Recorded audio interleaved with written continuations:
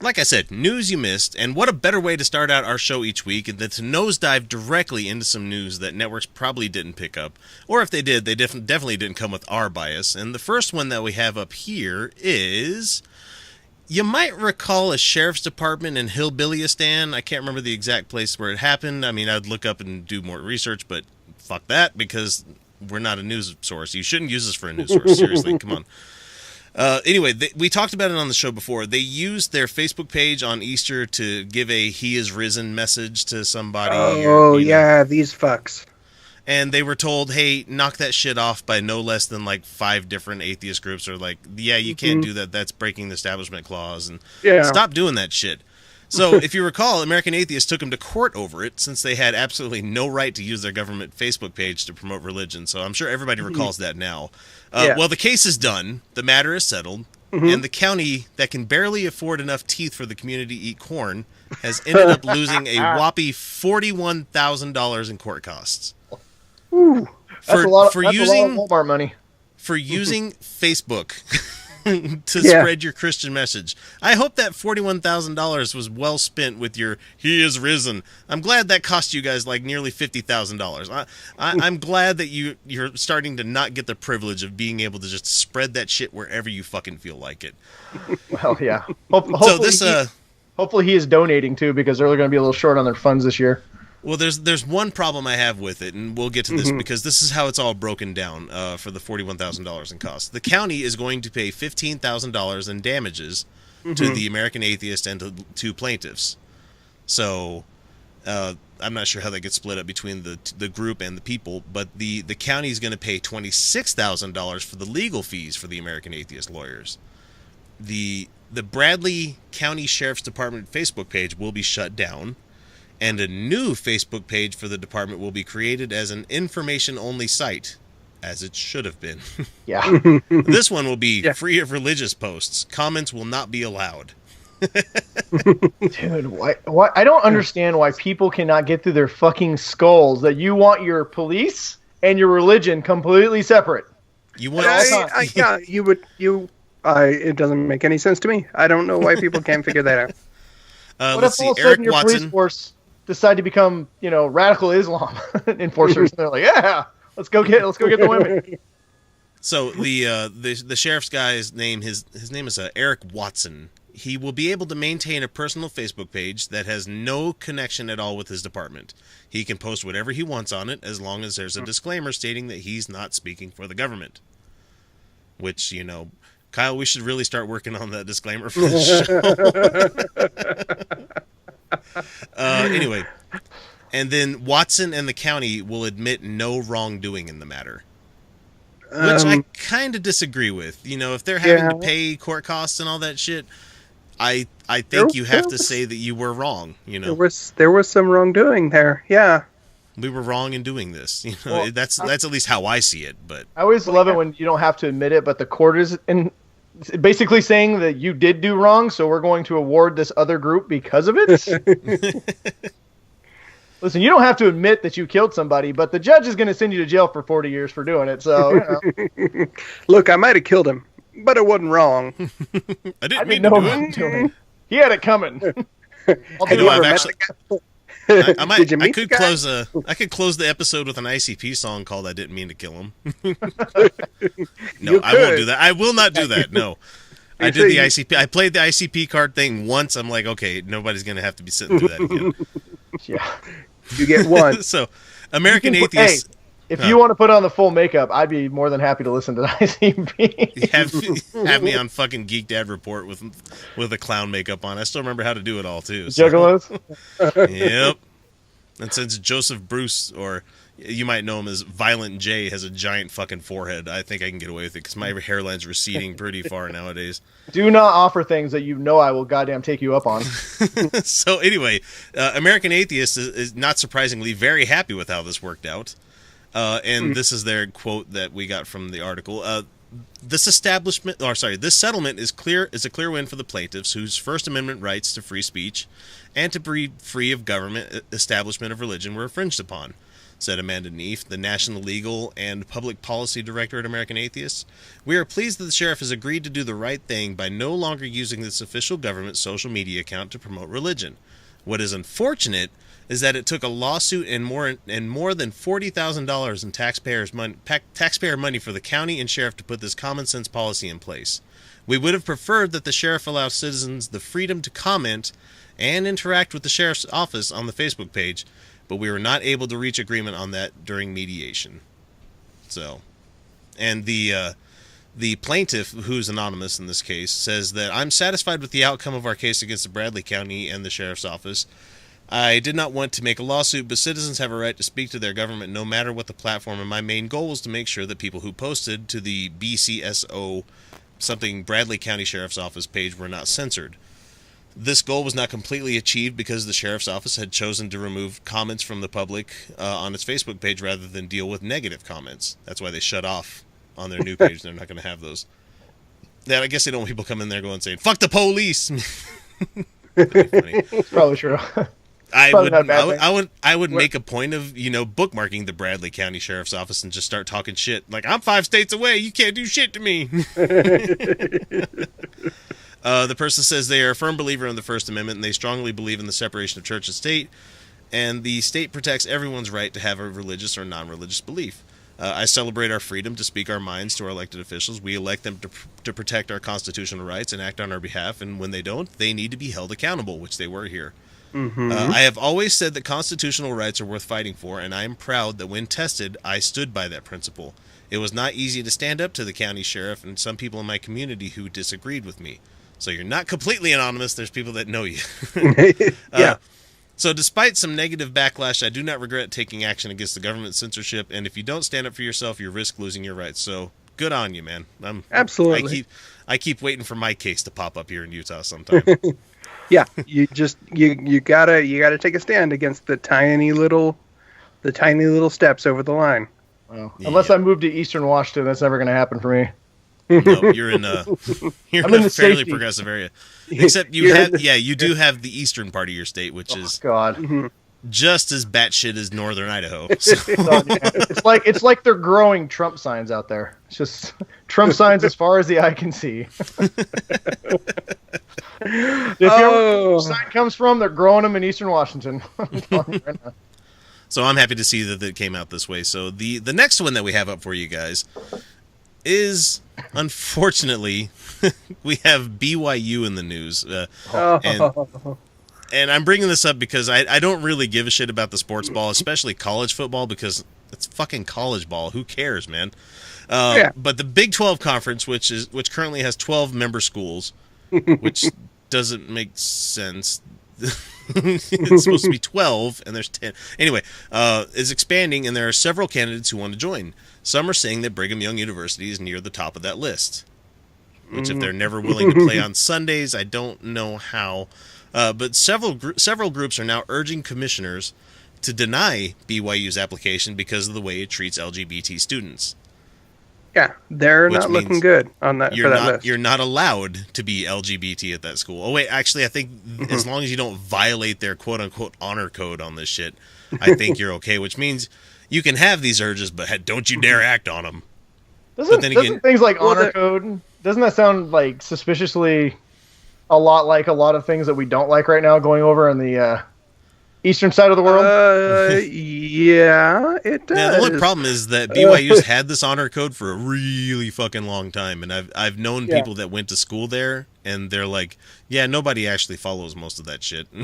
It's just a handy way of them kicking you out of school if they don't like the cut of your jib.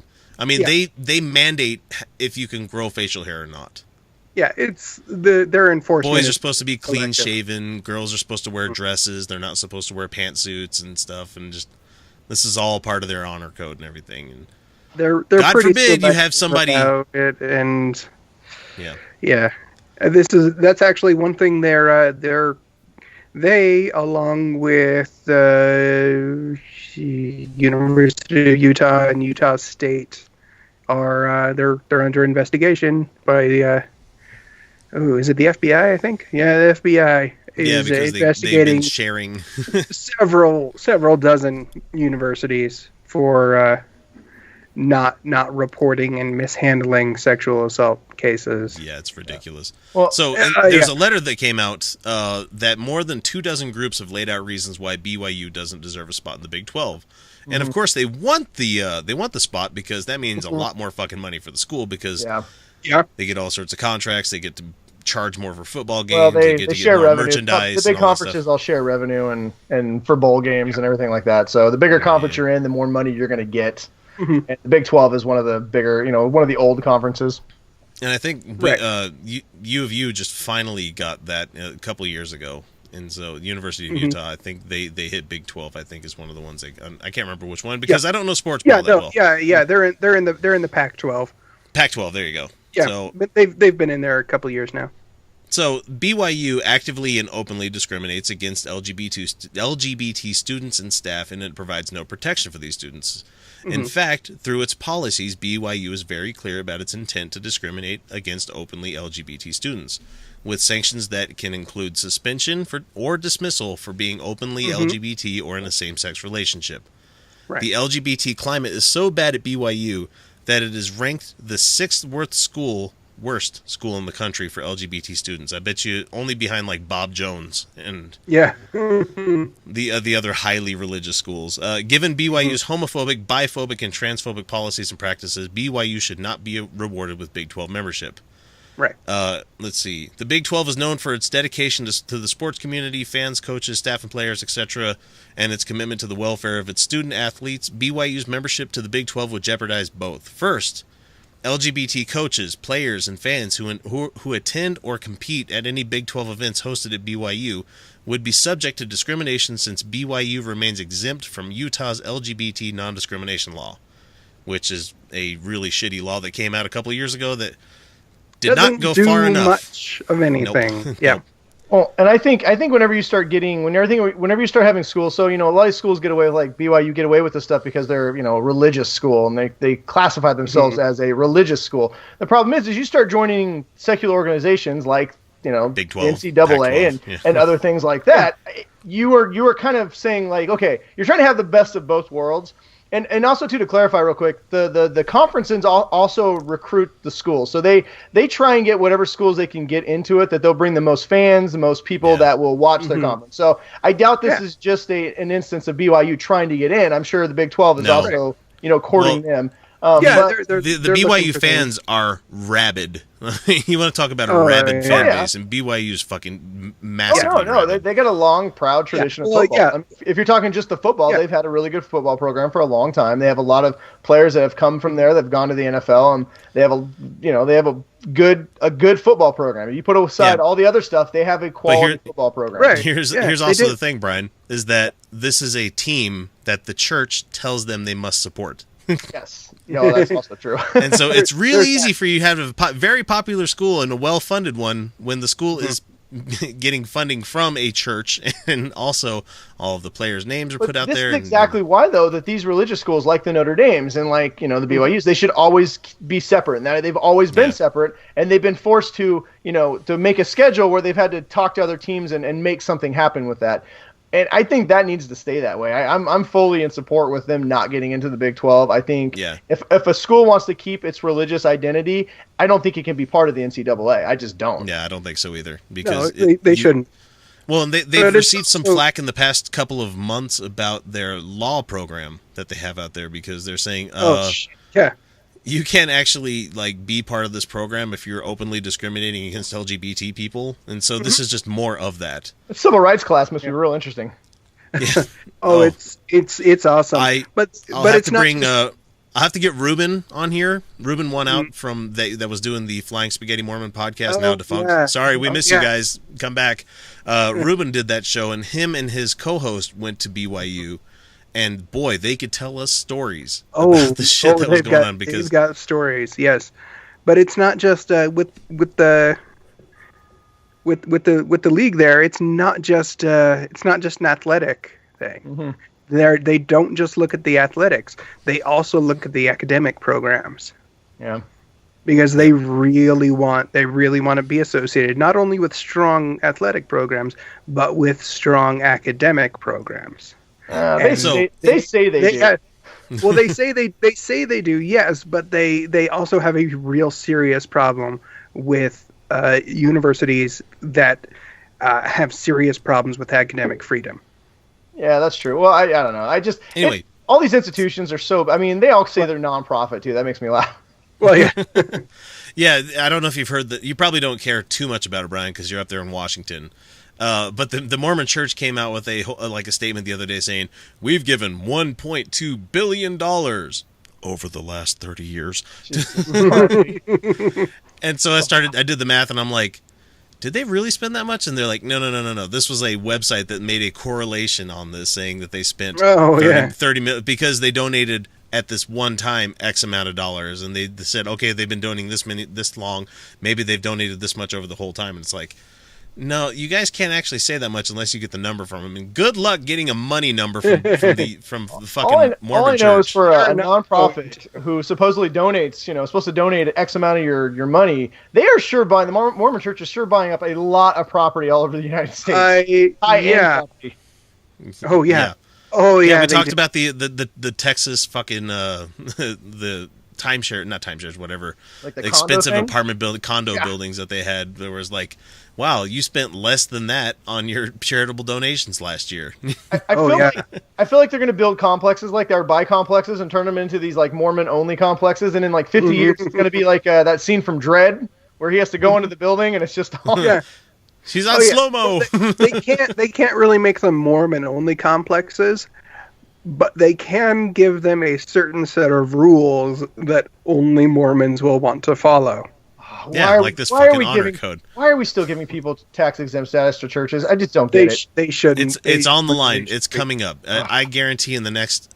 probably not in a short lifetime for us, but within the next 2 decades, I would think that it's seriously going to come under attack. Dude, these televangelist ministers have $40 million mansions, dude. I mean, come on. It's ridiculous, yeah. Come on. So anyway, back to the topic of BYU. They've made it very clear that students who act on their homosexuality are violating the honor code, which makes them subject to expulsion. And a BYU official responded to the letter by saying, yeah, all of this is true. Okay, that's paraphrasing. This is the statement. Spokesperson Carrie Jenkins said that BYU welcomes as full members of the university community all whose conduct meets university standards, our standards, We are very clear and open about our honor code, which all students understand and commit to when they apply for admission. One's stated sexual orientation is not an issue. They just make it very uncomfortable for you the whole time you're here. Bullshit. No one being gay. As long as you don't do any of the gay stuff while you're here, we're okay with you being here. We're okay with you being here, as long as you don't act gay. Yeah, don't wear pink. So anyway, I love how ambiguous it is too. As long as you don't act on it. So one of the members of the Big 12 right now is Baylor University, who they say that there's a difference with it when how they treat LGBT students. So Baylor, a Baptist university, previously had language similar to BYU's on its sexual misconduct policy, and last year the school removed the specific reference to homosexual acts from a list of misuses of God's gift. It's so fucking ridiculous. It just makes me gag saying that. What gift exactly are we misusing? It's our collective penises. That's what we're misusing. I believe they're actually using them, so I think they're... No. That doesn't go there. That doesn't go there only in women. No. There are only so many uses, really. Yeah, and BYU culture, Brian, if you didn't know, is one that's very open about guys and girls when they hook up to use the loophole. Oh Jesus! Yeah. Which loophole? There's 2 of them. Yeah, the poop hole loophole. Oh, the poop hole loophole. They use both of them. Yeah, I gotta play the Garfunkel and Oates song. Fuck me in the ass for Jesus. They use all the loopholes. Oh my God, those loopholes were not present when I was in school. So I think BYU might. Brian, do yourself a favor and Google soaking. Oh Jesus, I don't know if I should. Let's just put it this way: if it was a T-Rex looking at you when you were trying to have sex at BYU, he wouldn't be able to see anything happening. Oh God. Otherwise known as basting. You just keep it in there. All right. Okay, that's good. Don't move. Don't move. Don't move. Don't move. God can't see it if you don't move. Oh my God.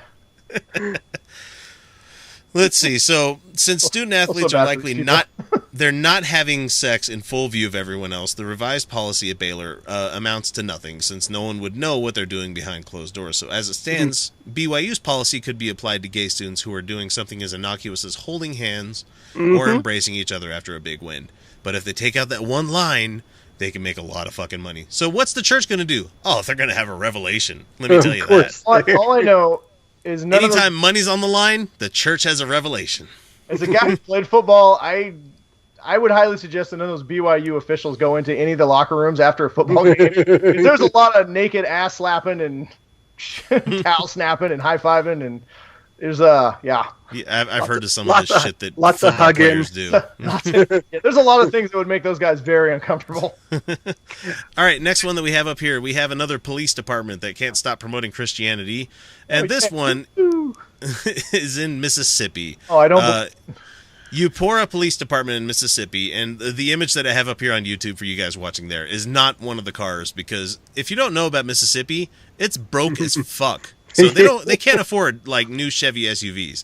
They had like these busted ass old like Crown Vics with like the old, I mean, not even with like LED light bars. We're talking like the old like spin around fucking glass domed light bars like Barney Fife had back in the fucking. Dude, if you were to watch To Kill a Mockingbird, it's literally the exact same way right now in Mississippi. Same cars. I was just over there busting up a shiffer robe. Pretty much same attitude, same everything. So the Eupora Police Department, who obviously has not even decided to look at case law for this shit, put the phrase "In God We Trust" on their vehicles, which is not a violation. Right. That's not a violation because it's the national motto, unfortunately. But rather than leave it and say the whole, we love the U.S. motto thing, they showed their hand by quoting the Bible on a Facebook announcement. And so what does that mean? That means the Freedom from Religion Foundation is involved and sending a letter to their chief of police, Greg Hunter. That's Greg with 2 G's at the end. Fucking weirdo. Noting that the problem with the Bible verse, along with several other religious posts made by the department on Facebook. EPD's Facebook page features several other religious posts. For example, its cover photo instructs readers to pray for law enforcement. And on July 20th and 26th, the EPD posted photos of gifts that it received from local churches. One post included a message from the church, which contained a verse from Ephesians 1:16, whatever. Finally, many posts implore the public to pray with EPD regarding violence against police officers. We ask that you refrain from posting religious messages on the Facebook page and urge you to remove the "In God We Trust" from all vehicles. They should respect the rights of conscience of all citizens, including non-Christians and others who, in good conscience, reject belief in a God. And this is a police department that completely disregards its laws as it pertains to church-state separation. If they're willing to break laws like that, how can they be trusted to defend the law anywhere else? So, I have a feeling we're going to see another $40,000 and your left eye. Well, there goes their like 30 Crown Vics, man. Yeah, I know. There goes their Crown Vic maintenance budget. Yeah, let me go ahead and get a liter cola. Yeah. Oh God, can we quit praying for officers? Can we just ask people to start training officers better? How about that? Yeah, how about that? Let's do something that actually help. Well, last week's episode, me and Kyle talked about Black Lives Matter, and 10 very somewhat easy to do things to change the police force for the better. Yeah. Somebody came on our YouTube and said, "Oh, you guys are just showing your white guilt," and I'm like, "What? White guilt syndrome? What the fuck does that mean?" This had nothing to do with race. Well, I guess white guilt is another way of recognizing, oh yeah, there's a problem, and there might be a little bit of institutional racism and or white privilege going on. To me, it just rang with a whole bunch of, "Shh, you guys are ruining it for the rest of us. Knock it off, man. Fucking shut up, cracker." I heard something. Stop acknowledging it's a problem. I don't remember where I heard it, so whoever quoted it, this is not my quote, but there was somebody who said like, when people who have always been in power lose some of that power and everyone else becomes equal, it feels like discrimination. It feels like oppression. Yeah. And that is the problem that people cannot understand. Losing our privilege that we do inherently have feels like we're being discriminated against because we're losing something. We're losing something, but we're not necessarily losing. We're just asking everybody else gets the same thing that we get. We just want the same treatment. That's all. Yeah, exactly. So you are losing your ability to be up here, to start up here with everybody else up here. We are saying we want you to give that up because we want everybody to start right here, and that's what I don't get why people have such a hard time with the Black Lives Matter. I think it's the fact that it says Black Lives Matter and there's so many people who don't give a shit about Black lives, so they're just like, okay. But all lives matter. Well, but they're not saying that. Yeah, in essence, we're just saying we want everyone to be equal. I want a black person to have the same experience with the police when they get pulled over that I do. Yeah, where you don't have to worry about getting shot. I want him to be an asshole, write me a ticket, and then send me on my way. That's pretty much it. I don't want. I'm not afraid that I'm going to be shot dead for a broken taillight. The next one that we have here, we kind of touched on it a little bit. How we hope churches get their tax exempt status removed, and they should be doing that thanks to the Johnson Amendment. Because in what is a clear violation of the 1954 Johnson Amendment should be grounds for the loss of tax-exempt status, pastors are endorsing political candidates from the pulpit, as if we didn't know that already. Yes. But we didn't know that already, but it's verified now. It's verified through the Pew Research poll that says that as many as 1 in 10 churchgoers have heard their pastors making an official endorsement. It's more than that. It's definitely more than that, but that's just the ones willing to say, yeah, I heard. So. Yeah. So the study states that pastors are discussing varying political issues such as religious liberty, which you have as a United States citizen. I don't understand that. Homosexuality, because they hate all gays and they hate all them transgender people trying to take over the bathrooms, and abortion because you're killing babies, and immigration, get them damn Mexicans out this country. We're not worried about the Chinese or the Canadians.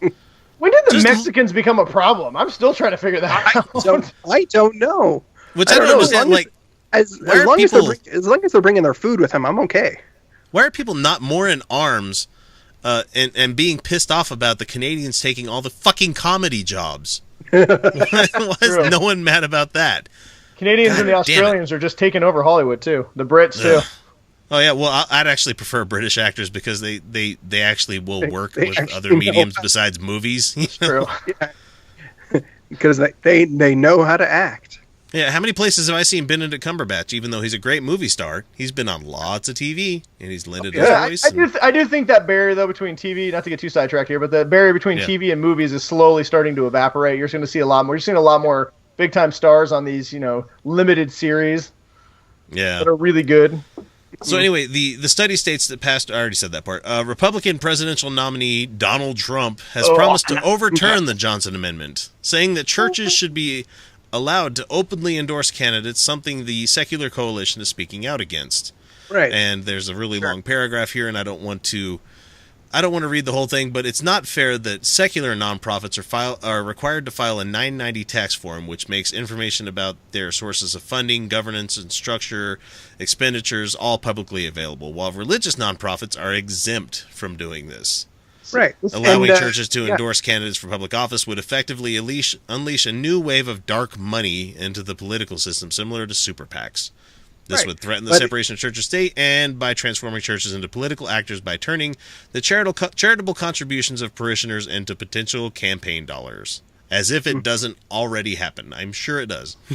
I'm sure it does. Donald's but he doesn't want to remove their tax exempt status either. Well, I think he's tax exempt. Well, I think he's absolutely right on the aspect of that churches should be able to say whatever they want to as soon as they pay fucking taxes. You know what? Exactly. And they do. He knows exactly what he's talking about in that aspect. He knows that if the churches say vote for Donald, he's going to help get their, the religious vote when it comes election time. So he's right. That's about the only people voting for him right now, too. Yeah, that's true. Well, that's demographic, and they should be able to say whatever they want to. And he knows that they do. But because they claim tax exempt, they can't say this shit. But they should just pay fucking taxes. I don't know why they don't. There's no reason why churches, they don't donate enough money. They don't do any kind of outreach to the level of what they're bringing in from income wise. They are expanding. I drive by giant churches every day. I drive three ginormous $1 million properties on my way to work that I pay more taxes than they do every single year. You're helping fund those, Brian. I'm helping fund those with my taxes, and it's bullshit. So yes, Donald, you're right. Churches should be allowed to say whatever the hell they want to, as soon as they fucking pay taxes. As soon as they pony up and pretend that they're not separate. So pay your 10%, your 30%, your 50%, whatever the government deems necessary. I'd say 90%, but and then say whatever you want to. You can be a hate group like every other hate group. And while we're talking about, churches and, building projects and everything that have been funded by taxpayer money, how about let's talk about the ARK Park real quick. Oh, goody. I want you to know from afar, I've secretly been laughing at this whole thing. It's been amazing. And patrons, don't worry. I'm planning on recording the patron show about Ken Ham throughout this week, so I will stitch something together for you guys. Even if I can't grab Kyle or anybody else late at night, I will record the goddamn thing myself. I have scripted it. It's ready to go. So anyway, in Williamstown. Yes. Williamstown, Kentucky, they were promised a big economic boon after the arrival of Ken Ham's ARK Encounter in early July. The reality, however, is very much different. And the mayor of the town notices his last name is Skinner. Skinner! We do have some tourists exploring downtown. As the merchants are getting more advertising with the ARK, we're picking up traffic, but it's not been as immediate as we thought it would be. And one of the reasons for this is that that there's been a lackluster response to the park. Like, not as many people are going. Like, his opening day was like 5,000 people. And he's lucky to have that daily, and I'm sure he hasn't. It says here the crowds on opening day peaked around 5,000 and have not done better since, because it's an incomplete park. He opened it without having everything ready. Listen, unless you walk through the ARK and it ends with the 300-foot slip and slide that goes all the way down into a giant topless pool, nobody's fucking going to the ARK. There's supposed to be a thing at the top where you zip line to the ground. It's got to be a slide. No anyway, one's going for it. Someone from the Cincinnati Enquirer, local newspaper, I believe, Scott Wortman, said that many people don't make the trip to the region just for the ARK. Conventions in Louisville, Lexington, and Cincinnati bus people in to see the ARK and then back out. That means that they're not spending time in the city. They're not going outside of the park to see the local sites and everything. So that means that many of these people aren't traveling around to the countryside. And so the lackluster draw from the park is having an impact on development in the area. Property owners have held on to property hoping the ARK will drive values up. And that's delayed 3 developments, Wells said. One was a restaurant, another was a theme-based hotel, which I can just imagine an ARK-themed hotel. It smells like animal shit around here everywhere. Yeah, that's what the ARK's supposed to smell like. My host is wearing a burlap sack. This is not cool. We only had one window. Yeah. And the third, he wouldn't release any details on, citing a confidentiality agreement. It's a sex club. Had to be a sex club. I'm sure. It's like Grindr the club. That's what it would be. I wish if there was a Jesus, I wish he showed up and said, you didn't pay me IP rights for this. You guys owe me so much royalty money right now. So, and a lot of people don't realize, I mean, we've talked about the amount of money, the sales tax rebate that they got and everything, but they also granted the attraction more than $60 million in tax incremental funding. So it probably would never gotten off the ground for that. So over the next 30 years, 75% of the property taxes paid by the park will be going back to paying the TIF that they had signed up for. So in return for this funding and other state rebates, such as the $18 million sales tax rebate, the park promised to bring in tourists, hotel development, restaurants, and more. And it's not. So I would like to say everybody in Seattle who complained because we had to build a new baseball and football stadium with taxpayer money, you could have got a big fucking ARK sitting by Puget Sound that really did not bring any money in. Right. Well, I mean, it would have made sense up there, because it would double as an escape vessel When get the big one. when Mount St. Helens goes again. Like, no, Rainier, that's the new one. That's gonna blow up soon. Everybody around here's terrified. Yeah. Get on the boat. It's going. Let's go. The crazy thing is like this park opened in July, and this July, August, and like mid-July and August are like peak hours for any like theme park or any kind of attraction out there. And he hasn't been getting the numbers. He hasn't been getting the numbers at all. And so when the school year starts, next week for us here in Utah, does he really think he's going to be able to pull people there like during the school year? I know he wants to get the school kids to go there, but the FFRF is watching him like who a is fucking going to tell hawk. their parents, I want to go to, listen, we got two choices this year. We go down and go to Disney World, or we go to see Noah's Ark. I'm pretty sure that's a one-sided conversation. We go see the Ark, or we go to Six Flags. We go to a KOA campground, or we go to Noah's Ark. Let's go to the KOA. They got a pool. I don't understand the draw. I mean, I've seen some of the layout of this thing. I've seen some of the attractions, and I do not understand the draw. Even for religious people, you can watch that shitty Darren Aronofsky movie Noah and get everything you need out of the whole ark, and you don't even need to go and spend thousands of dollars to go visit a giant wooden boat that may or may not even sailed one. Sit down in the middle of Kentucky, of all places. Yeah, and this thing's not seaworthy. It is not. I don't want anybody to think that. You know, isn't like half of Kentucky dry, so you might not even be able to get a drink on your way there. And that's really the only way you would enjoy that thing. If there's a Noah's bar, I might be interested. Let's see the next one that we have for you guys, since we're talking about stupid religious people anyway. Is there any other time? Chief Justice Roy Moore from Alabama is going to face trial for barring same-sex marriage.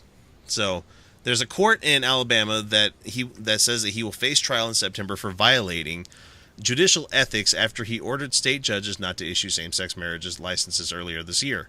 Thankfully, Utah finally held their nose and just said, okay, fuck it, the federal government says go for it. But no, Alabama's got to go fucking... And I use this term only because it's a cultural reference. Full retard when it came to gay marriage. That's applicable. I'm surprised the people of Alabama didn't elect him king of Alabama. This guy's got it going on. Well, that's the thing is that he's been dismissed from this job like twice. People have voted him in again. Oh my god. Oh god. God, all right, so this is why you shouldn't be able to vote for judges. Oh. We got to put straight down the curve.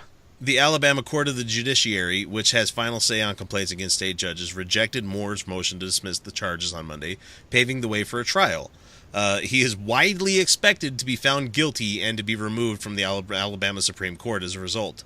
And the Court of the Judiciary did, however, reject a motion by the state's Judicial Inquiry Commission to remove him from the bench right away. So they're taking their time with it this time. Only because I think they're trying to make this one stick. Like, no, you can't run anymore. So this guy sparked a firestorm in January when he issued an administrative ruling prohibiting Alabama probate judges from issuing same-sex marriage licenses. The order contravened the consensus interpretation of I can't remember the name here. What is it? Obergefell and versus Hodges, a 2015 Supreme Court ruling legalizing same-sex marriage nationwide. So Moore argued that the seminal ruling only struck down the same-sex marriage bans in, Michigan, Kentucky, Ohio, and Tennessee, since they were explicitly addressed in this decision. No, that's not how it works, Roy. No, it's not. When you get the federal... You're the fucking state Supreme Court guy, and you're trying to say that a federal Supreme Court ruling on same-sex marriage in certain places, doesn't apply across the fucking country. What a dummy.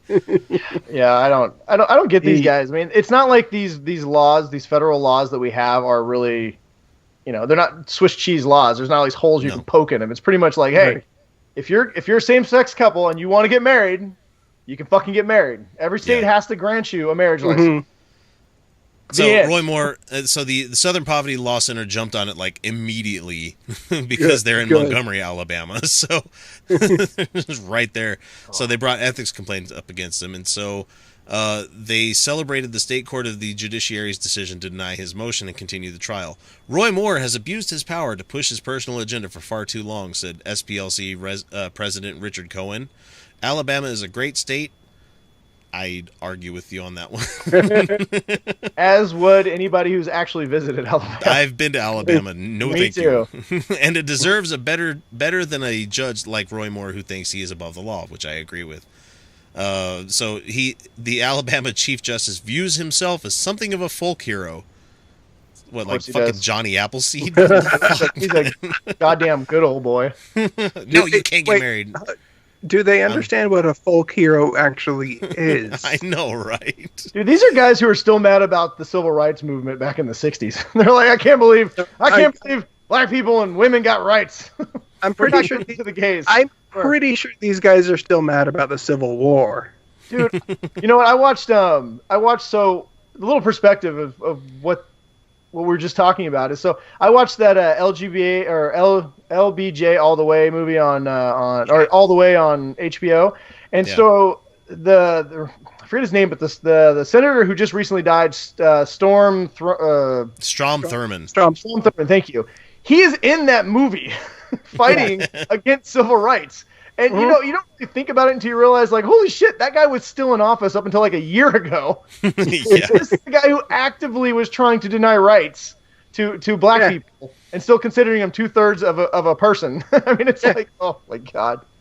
So for those wondering, Moore was removed from the Alabama Supreme Court for an ethics violation in 2003 for refusing to comply with the federal court order to remove the stone monument of the Ten Commandments from the Alabama State Judicial Building.